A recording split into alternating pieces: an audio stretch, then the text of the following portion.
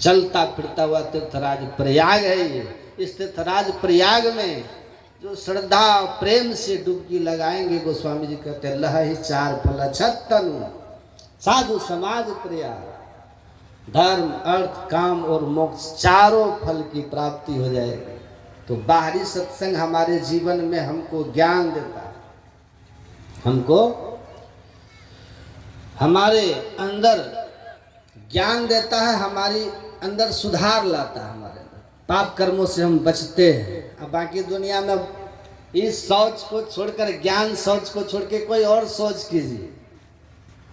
क्या कहते हैं कि ज्ञान शौचम परित्यज्य वायु रमते नरस मूढ़ कांचन तत्वा लोष्टम गृणाति सुब्रतः। ज्ञान शौच, ये सत्संग के ज्ञान शौच में अपने जो पाप कर्मों को धोए बिना, अपने आप में सुधार लाए बिना, कोई और बाहरी तीर्थ आदि में डुबकी लगाकर अपने को पवित्र करने का सोचते हो तो कहते हैं वो मूढ़ है, अज्ञानी है।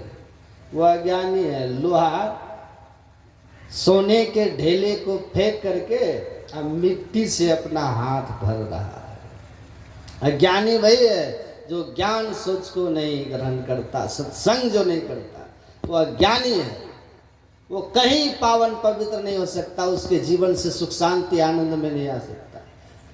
टोल्स्टॉय बड़े ज्ञानी थे, उनके भाई की असामयिक मृत्यु हो गई थी, युवावस्था में वैराग हो गया उनको। रशियन थे वो।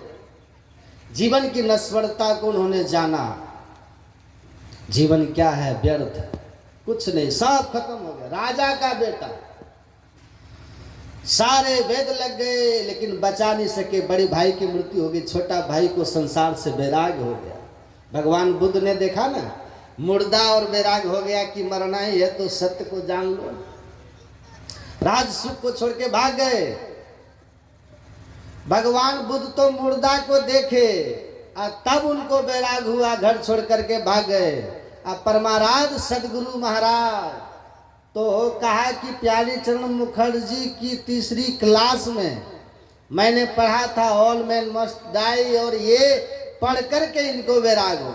श्री सदगुरु महाराज की जय। पढ़ करके वैराग हो गया कि एक दिन मरना ही है तो मरने से पहले जीवन के सार को जान लेना चाहिए। और तब रामचरितमानस पढ़ते हुए एक दिन उनको मिला, दे धरे कर यही फल भाई भजिए राम सब काम बिहाई, और जीवन के सार को समझ गए और परमात्मा पथ पर एक दिन हाँ ना होते होते अंत में निकल